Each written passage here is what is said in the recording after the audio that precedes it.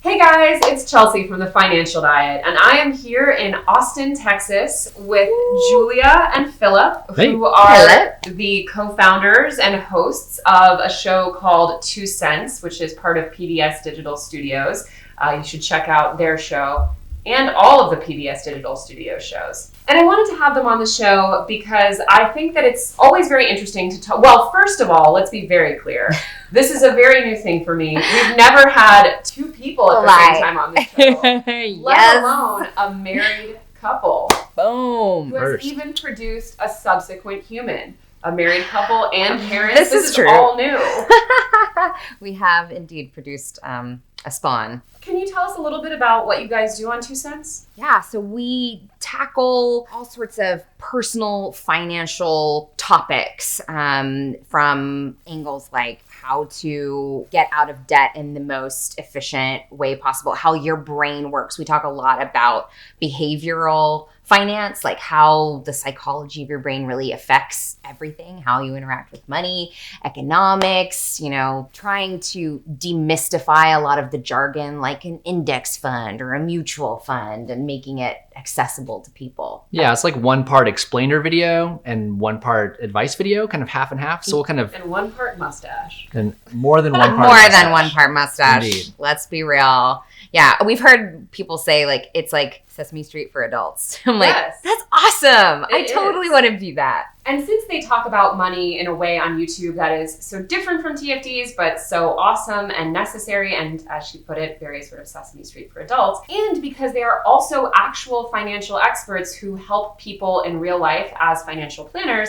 I thought it would be interesting to hear them do our awkward money questions. So let's get into it. So number one is, what is the worst money you've ever spent in the name of romance? So we've been together a long time. We've been together we've been married for 12 years. And so when we first got together, I didn't have a credit card and I had like no money. I was just a poor college student. So I couldn't really show off for him or do anything like that. You had very little money to do dumb things with. It's true. So, but I actually do remember when I was in middle school, theater was my whole world, and I did a lot of community theater, and I had a showmance when I was in Hello Dolly. Oh.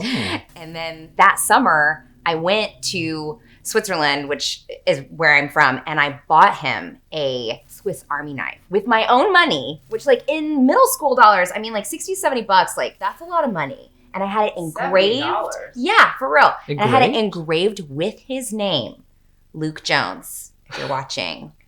Luke Jones. And then when I came back, I was like, hey, I'm back. I've got this gift for you. And total radio silence. He never talked to me or called me again. And for you? In college, let me preface by saying I'm a total introvert by nature. And so in college, to impress the girl I was dating at the time, she was going to the Austin City Limits Music Festival, and I decided I would spring for pretty expensive tickets to go. Yeah, they ain't cheap. And it's just like wall-to-wall people, overwhelming. I didn't know any of the bands that she was so into, and I ended up just dying from asthma because there was like so much dust and smoke, and just like it was so miserable. And I had to act like I really liked it, but I hated every single penny of that I spent for that. What is the worst purchase you've ever made in the name of becoming a better person? Ooh, I'll go first. Okay. So I've kind of worked for myself or been some kind of entrepreneur for a while. And when I was looking to start my own company, I hired a business coach. And I didn't know what was normal. So I just Googled Austin business coach and hired the first person on that list.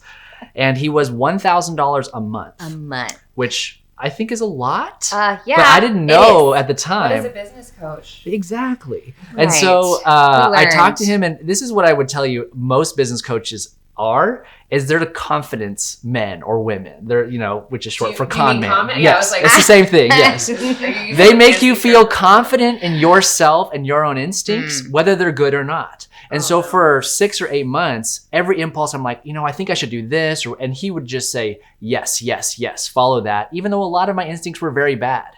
So I paid a lot of money for someone to reinforce all my good and bad impulses. Looking back, man, it was a horrible use of money. And not all business coaches are like this, but this one happened to be. So it was way above my budget. I just kind of thought it would pay for itself. Like most personal development stuff is just like, I'll get return on investment, and I didn't really. So, being a woman, we are constantly bombarded with all these different, like, get swimsuit ready for summer, la la la. And I will say, like, I totally got sucked into one of those Beachbody exercise programs. It's like, it's an MLM where they sell workout videos and stuff like that. Is there a powder or supplement element? Of course. Yes. Oh, of course there is. Yeah. Always. Magic powders. The magic powders.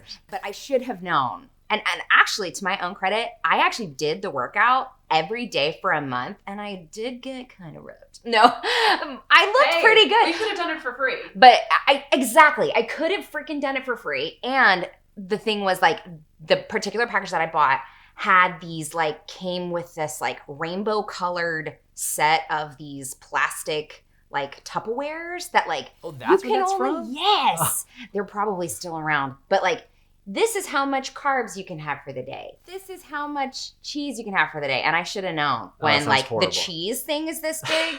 Like, no. You're Swiss. That's not going to work for me long term.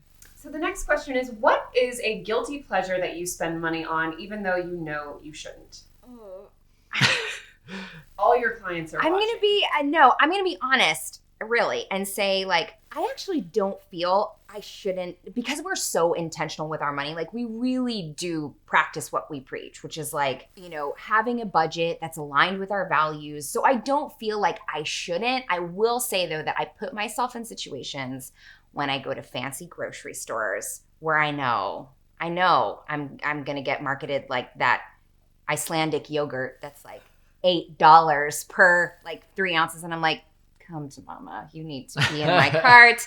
What kind of new cheeses are there? Yes. And I'm out like $100 on dairy products. Like, there's obviously a theme here, but like those places, like, I know better. I know I will spend more money than I probably want to when I go in there, but it's like a food theme park, right? Really is. And they know, like, that's what they do. It's an experience. It is. It's like an experience. And I love going there. I'm not going to lie. Viewers of a recent episode will know why I'm flipping out, because I recently went on a small tear about how much I feel targeted by Skr. Yes. Skr. It's so good. And it's like the minimalist, beautiful packaging. Oh, it's gorgeous. That is completely irrelevant to the taste of the food. I'm so on that same train. I think they're delicious. I'm not going to lie. Let's see. I definitely spend way too much on bike parts and repairs. That's for it just never stops. As soon as I buy a thing, bicycle. Yes. I ride a mountain bike. He's a mountain biker. It just, like, the sport is designed to break your device, and so you're always repairing it. I also like buying apps. Doesn't actually bring me much satisfaction or games on my phone, but I still do it all the time. Ooh. I feel guilty about that. You know what I also do feel guilty about? Buying things on Amazon now. Yeah, for more political, ethical reasons. Yes. That's same with me. Absolutely. Yeah. What is something you are really cheap about, even though you know you should be spending more on it? Pants. What? Until last week, I had one pair of pants that I normally wear. Not joking. Yikes. This is my second pair. These pants, like, oh man. I spent $70 on them, and I feel horrible about it. 70? No. In what way horrible? They were $100. Well, we got them on discount. Horrible because, I don't know, it seems I just hate spending money on clothing. Yes. I don't know why. I like having nice clothes. I just don't want to buy it. Yeah, I know. You should steal it. Well, I could steal it. There you go. That's easier route. I wear clothes that people give me, even when I don't like them, because I'm like, well, I didn't have to buy this. For me, it's meat. You're cheap about meat? Well, I'm not. Let's say I'm actually not. I have a lot of issues with the modern meat industry and what it is doing to our planet. And so for the most part, I really try and be intentional about the stuff that comes into our home, because 90% of the food we eat, we cook ourselves. Right.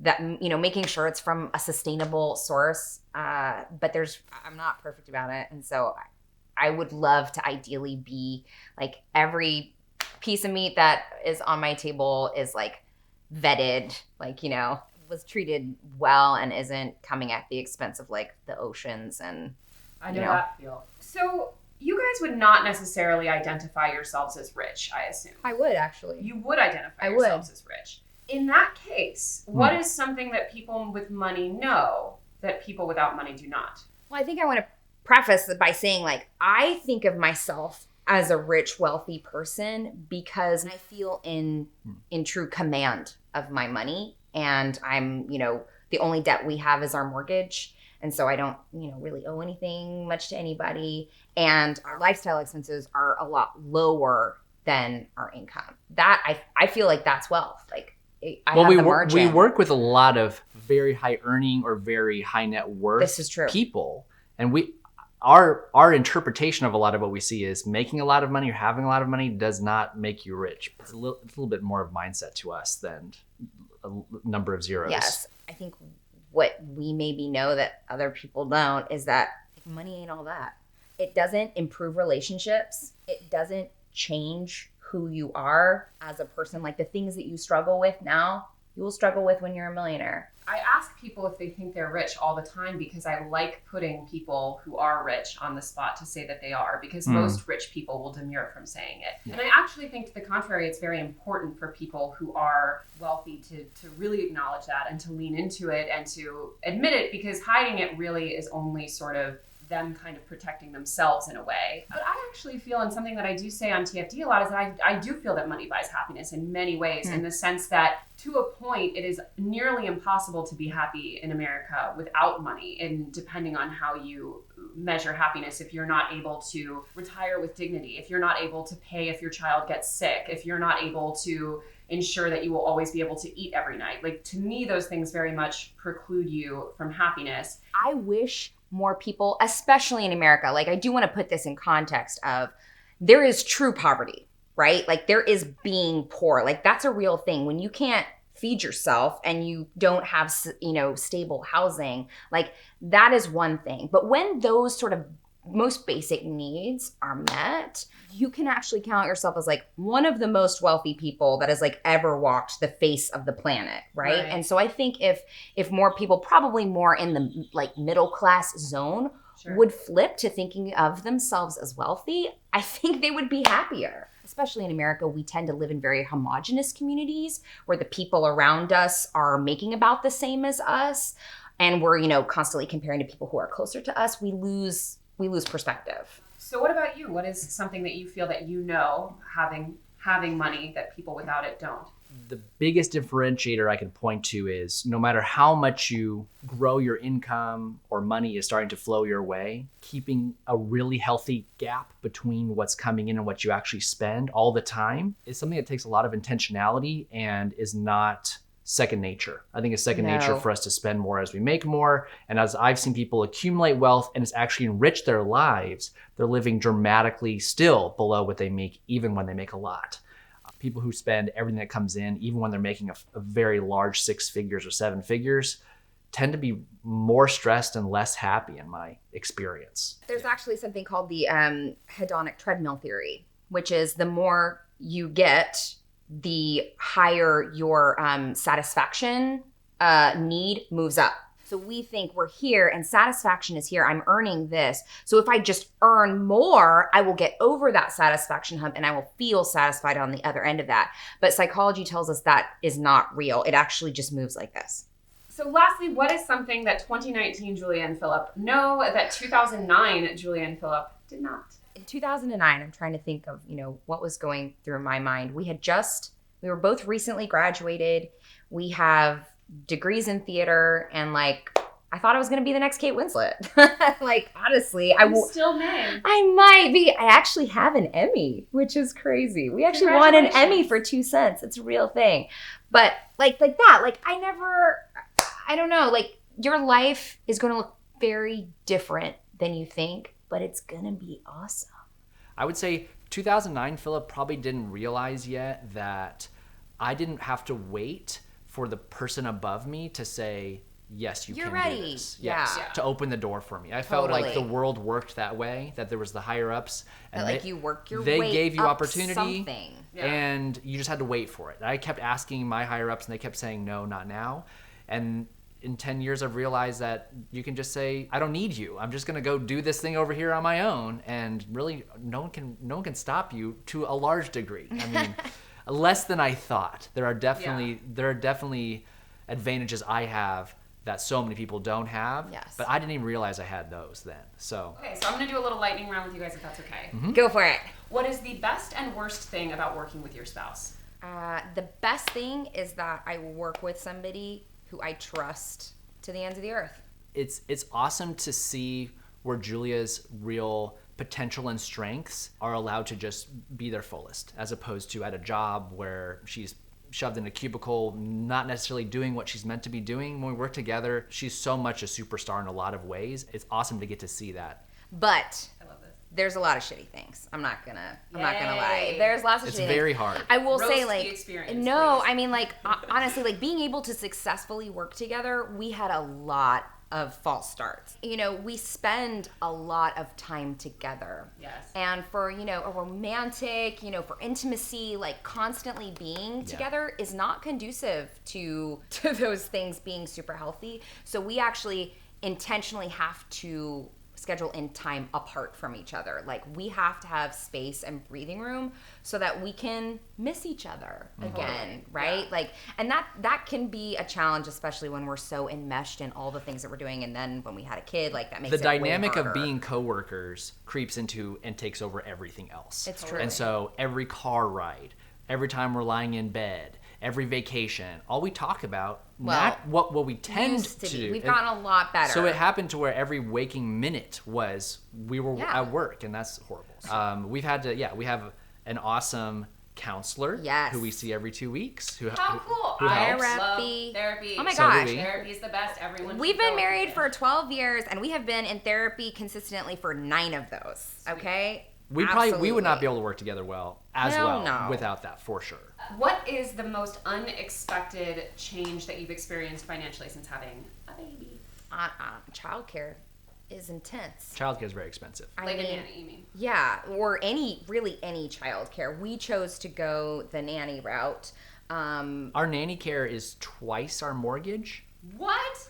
We have a low mortgage, but Well, I was gonna say We have a pretty small We have a small- mortgage, we have a small house, but it is it's twice. seriously significant. And we could do daycare, but you know, our friends who do daycare as a more affordable option, their kids are sick all the time. And it's not that much more affordable. yeah. We have a part-time nanny. We don't even do full-time. We only have 30 hours a week. Yeah, so like that has been intense. And if we didn't have the big gap that we had between our normal spending, I mean, that would have eaten us up. We'd be eating through our savings right now. Absolutely. If we weren't so used to living. Our gap is smaller, but the good thing about, you know, working for yourself is that you do have some sort of modicum of control over how much you earn, right? Totally. So we've put some things in place that have allowed us to earn more, but no, it's a shocker. What would be your number one piece of advice for someone who is wanting to start potentially any kind of small business with their significant other? With their significant other. You have to have a counselor. You have to. You have to have. I would say a referee of some kind. Yes, yeah. You have to have literal one. a third party, Maybe not a literal. third neutral party Yes. that can, you know, help you gain perspective. You know, we really think of our counselor, and we have we got another amazing business coach, although she's really more of a consultant. She knows a lot about business and helps us, she's how like do HR we and hire leadership. someone effectively? How do we write this well? How do we make sure that, like, what's on my plate and what's on your plate is right? Like, how do we divvy up, you know, the workload? The advice I would give would be after that, because yes, having a third party solves a ton of problems. But the second one would be to quickly try to find out what areas each of you own. We had a lot of overlap, and Julia was in areas that she didn't care about or wasn't good at. And it was only when we started to figure out, these are your domains that you control and you're the boss of, and these are the areas I'm the boss of, it became much, much less complicated, less stressful to just say, you know, marketing's your thing, or the sales call, that's your thing, and this is my thing, so we're not constantly having to argue about who gets the final say on stuff. Having very clear structure is the only way that you're not going to be constantly stepping on each other's toes and building a crap ton of resentment. Very interesting. And last question is, what would be your biggest piece of advice to a couple who, similarly to you guys, whether it's their own business or just in the careers they're in, have incredibly ambitious and passionate professional lives, but also want a child or children. Something I've learned over the last year of this adjustment for us is I don't think you have to decide either this or that. I'm either a career person or I'm a parent. Oh, yeah. And I can't be both. But you do have to decide how you're going to handle a lot less bandwidth, because you're going to have your bandwidth shrink a lot. You're going to have a lot less sleep. You're going to want to spend time with your child and, all the kind of care that's involved in that, even if you have childcare. Yeah. And I think we had our eyes somewhat open to that, but it was even more intense than we had predicted of, basically losing 25 to 30% of our bandwidth. We still do it, but we've had to say no to a ton of stuff to keep our show, to keep our business, and to be present parents and present spouses. I mean, there's not room for much more. When we were thinking about having a kid, introducing a kid into our lives, I remember talking to a very good friend of mine, and she said, don't have a kid unless you are truly called to do it. I was like, ooh, that's good advice. And having a child who I absolutely adore with everything in me, I'm like, that was good advice, because it is really freaking hard. So as I mentioned at the top of the show, 2 Cents to me is such an interesting contrast to TFD. And in many ways, as you did put it so eloquently, that Sesame Street for Adults vibe is such a good one to learn from. But I always think, at least for me as a viewer, it does give this impression that you guys are perfect and you have it all completely together. And I mean, yeah. Sure. No, and I'm really grateful to get to do things like this. Yes. And I really try and be open, like with other postings that we do outside of those videos, that absolutely not. I mean, we are on a journey with this sort of thing just like anybody else. We're just maybe in a different spot than you are, but it doesn't make us better or anything like that. But it's so important to remember that even when you see things like this, that there is so much going on behind the scenes that you're maybe not privy to, but that if you dig a little deeper, you will realize is probably not overly different than the problems that you guys are dealing with. So as always, thank you for watching, and thank you especially to Julia and Phillip of 2 Cents. Thank you, Chelsea. You have to immediately check out. Yes. Thank you so much for having us. Yay. We're really grateful. Yeah. Thank you. And don't forget to hit the subscribe button and to come back every Tuesday, Thursday, and Friday for new and awesome videos. Bye, guys. Bye.